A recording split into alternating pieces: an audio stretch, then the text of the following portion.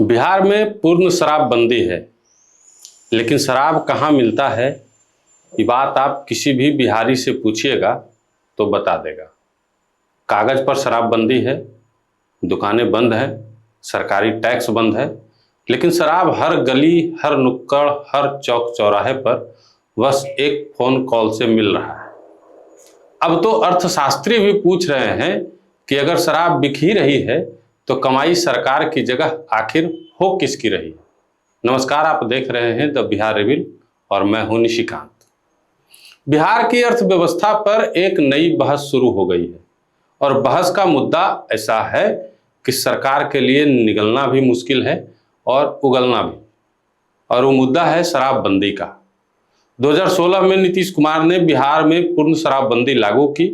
मकसद बहुत साफ था, घर का पैसा शराब में बर्बाद न हो, महिलाओं पर हिंसा कम हो, परिवार बचे, गांव का माहौल सुधरे। सुनने में नीति एकदम बढ़िया है, लेकिन अब करीब 10 साल बाद अर्थशास्त्री कह रहे हैं कि बाबू अब जरा हिसाब भी कर लीजिए। NCAER की एक रिसर्च में बिहार की तेज आर्थिक तरक्की के लिए शराबबंदी खत्म करने तक का सुझाव दिया गया है। अब यहीं से कहानी मजेदार हो जाती है। बिहार सरकार पैसा कमाती है मुख्य रूप से टैक्स से, रजिस्ट्रेशन से और भू राजस्व से, लेकिन जमीन का हाल यह है कि ज्यादातर परिवारों के पास इतनी छोटी जमीन है कि उससे सरकार अचानक कोई खजाना नहीं भर सकती। टैक्स बढ़ाइएगा तो जनता कहेगी पहले कमाई न बढ़ाइए सरकार।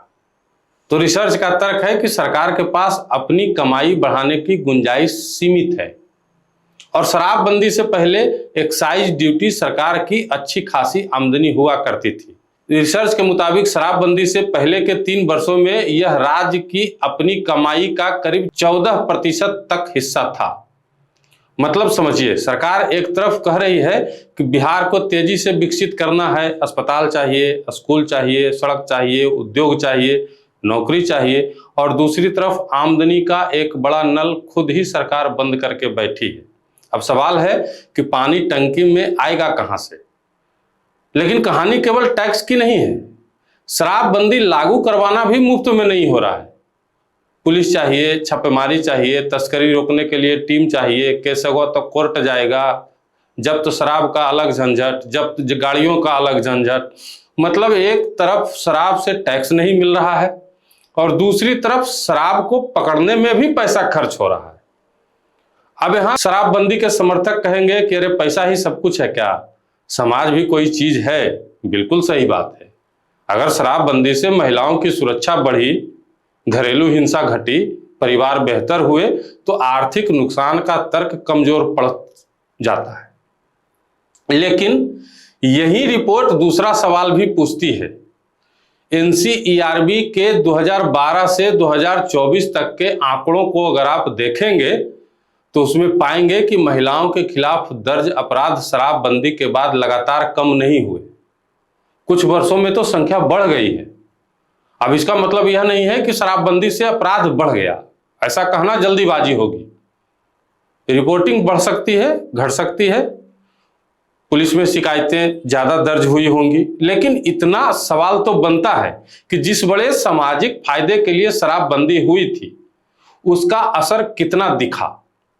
और मामला यहां और पेचीदा है। NFHS के आंकड़ों में शराब पीने वाले पुरुषों की हिस्सेदारी में कमी दिखाई गई है।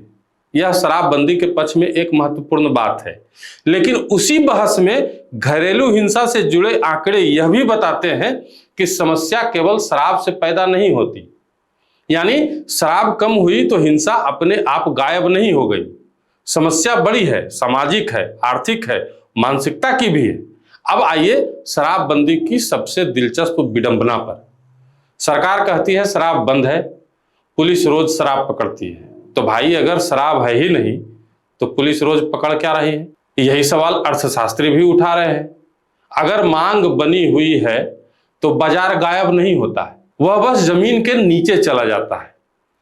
टैक्स सरकार को नहीं मिलता, मुनाफा अवैध कारोबारी कमाता है, ऊपर से नकली शराब का खतरा अलग, और तस्करी का पूरा नेटवर्क जो है वो खड़ा हो जाता है। इसी बीच ब्रेवर्स एसोसिएशन ऑफ इंडिया यानी BAI ने भी सरकार को शराबबंदी की समीक्षा के लिए पत्र लिखा। उसका दावा है कि 10 वर्षों में बिहार को करीब 60,000 करोड़ रुपए के राजस्व का नुकसान हुआ। अब यहां थोड़ा संभल कर चलते हैं। BAI शराब उद्योग का संगठन है तो जाहिर है कि उसका अपना कारोबारी हित भी है, इसलिए उसके आंकड़े को अंतिम सत्य हम नहीं मान रहे। लेकिन सवाल उसने भी वही उठाया, क्या शराबबंदी ने शराब खत्म की या सिर्फ वैध बाजार को खत्म किया? और यही आज की बहस का केंद्र भी है। अब राजनीति को समझ लीजिए। शराबबंदी केवल एक कानून नहीं है, यह नीतीश कुमार की सबसे बड़ी राजनीतिक पहचान में से एक रही है। खासकर महिलाओं के बीच इस फैसले ने उन्हें मजबूत समर्थन दिया। अब अगर सम्राट चौधरी की सरकार शराबबंदी को छूती है तो मामला केवल आर्थिक नहीं रहेगा, सीधा वोट की राजनीति शुरू हो जाएगी।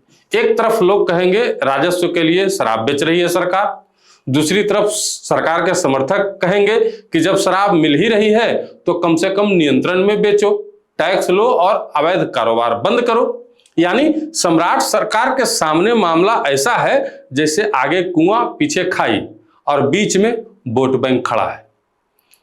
अब कहेंगे आप कि इसका समाधान क्या है? या तो पूर्ण शराबबंदी एकदम, या फिर हर गली में शराब की दुकान, यही ना। लेकिन एक बीच का रास्ता भी हो सकता है।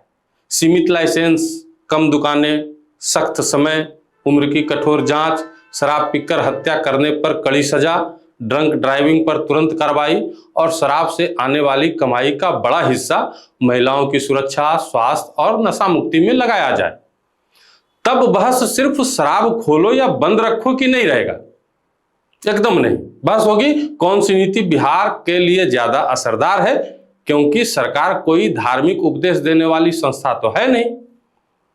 सरकार का काम नीति बनाना है और नीति का फैसला भावना से नहीं नतीजे से होना चाहिए। 10 साल हो गए, अब सरकार को खुला डेटा रखना चाहिए।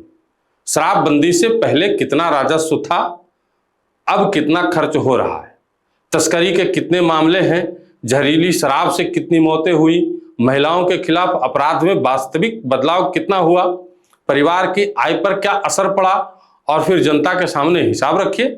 अगर शराबबंदी सच में सफल है तो आंकड़ों से इसे साबित कीजिए, और अगर नीति अपने मकसद से भटक गई है तो सिर्फ प्रतिष्ठा बचाने के लिए उसको क्यों ढो रहे हैं? बिहार को अब केवल नारा नहीं चाहिए, बिहार को पैसा चाहिए, बिहार को नौकरी चाहिए, उद्योग चाहिए, बेहतर अस्पताल चाहिए, और सबसे जरूरी बात ऐसी नीति चाहिए जो कागज पर नहीं जमीन पर काम करे। और आखिरी सवाल आप लोगों से भी है, बिहार में शराबबंदी जारी रहनी चाहिए या नियंत्रित बिक्री शुरू करके अवैध बाजार और राजस्व दोनों पर चोट करनी चाहिए?